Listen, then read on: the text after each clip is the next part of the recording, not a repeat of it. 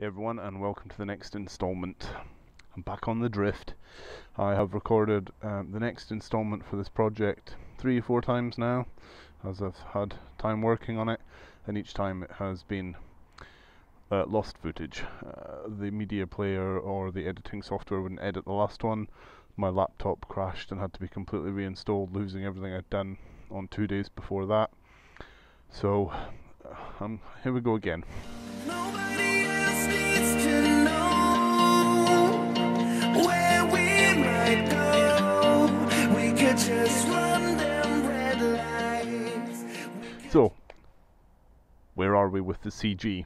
Well, I went back to basics again. I decided after having a couple of months away from the project just to start again essentially, and maybe make a slightly better job of it now I'm more familiar with it. So, I have taken the engine out, taken all the electrics apart, clocks, lights, everything was off the bike. It was down to the frame and the wheels basically. So brakes are done, suspension's done, we know that. The rear brake switch works, it was just a bad contact. All the electrics have been physically checked wire for wire. A couple of loose connections were found and fixed. The indicator wiring was absolutely fine.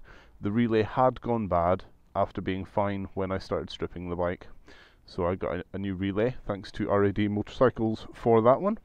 I have fitted the relay, so that's fine. I've checked all the electrics that run from the battery by using a power supply connected straight to the battery cables. But several things run from the alternator on this bike, so until the engine's running I can't test those. But the electrics are all fine. So I've rebuilt the rear end. I refitted the old indicators just to test the relay. One of the new chrome indicators I fitted became damaged. It was broken while it was in the bike was in storage, so I had to buy new indicators. So I put the old ones on just to test it, and they're fine. I might leave them on for the MOT because they come out wider than the number plate, so I might just leave them on and then change that after the MOT, I'm not sure. So that's all refitted, tested and fine. The front end clocks were off and stripped. I was toying with changing the key for a switch, and that for a single speedo. May or may not do that. Levers are off for painting. New grips are on. Still have the bars to change if I decide to do that.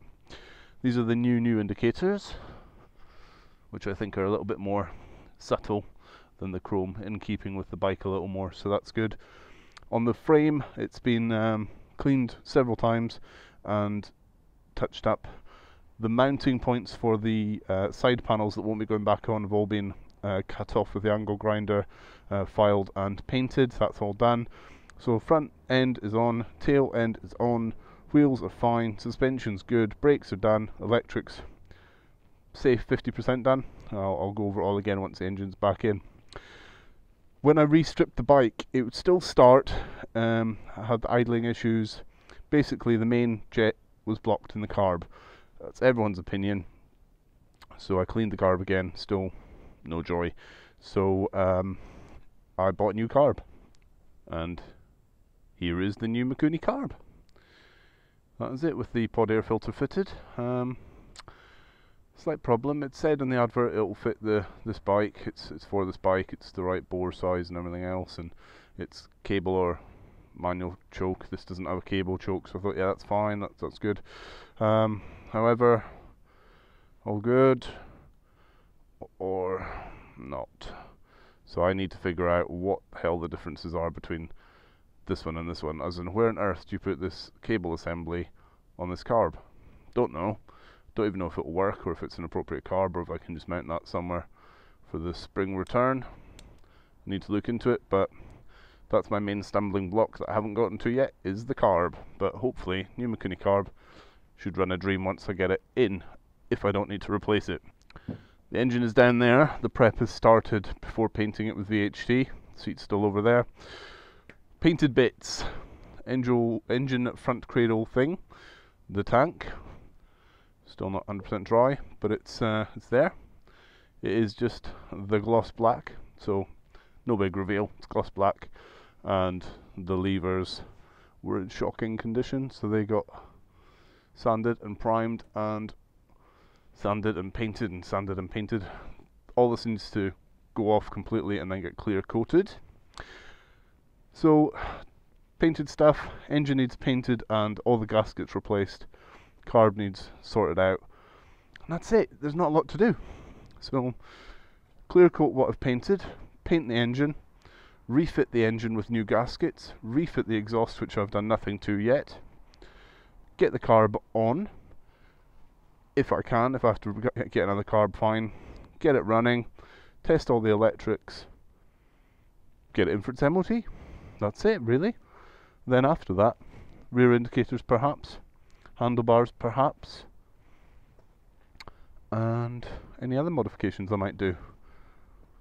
Clocks perhaps change, keyless ignition perhaps change, not sure. The battery mounting system has to be sorted out, so on this side, the opposing side to the air filter, will be the battery box, which is this. Looking a bit rough because my Mackie hands are all over the primed surface, so that will be in there one way or the other, and I need to make some kind of mounting system between these two bolts here, and I'm going to house the indicator relay and then just the feed, drill it and put a grommet in or something. Battery box in there, nice matte black engine in there, chrome exhaust, black tank, beautiful. For the side of the tank I have these silver Honda decals, got a pair of those from eBay, so may as well imagine it on the right side, so they'll be nicely sat on the tank somewhere, don't know where yet, but somewhere on the black tank, and then just get it all polished up. We're definitely on the home straight, but that carb issue is a problem. I need to work that out, because while the top piece is fine, it's just where does this return go? Anyone who knows more about those things, let me know, and I shall sort out a camera and the laptop and editing software, so we will have more regular updates and you guys can continue to enjoy the projects.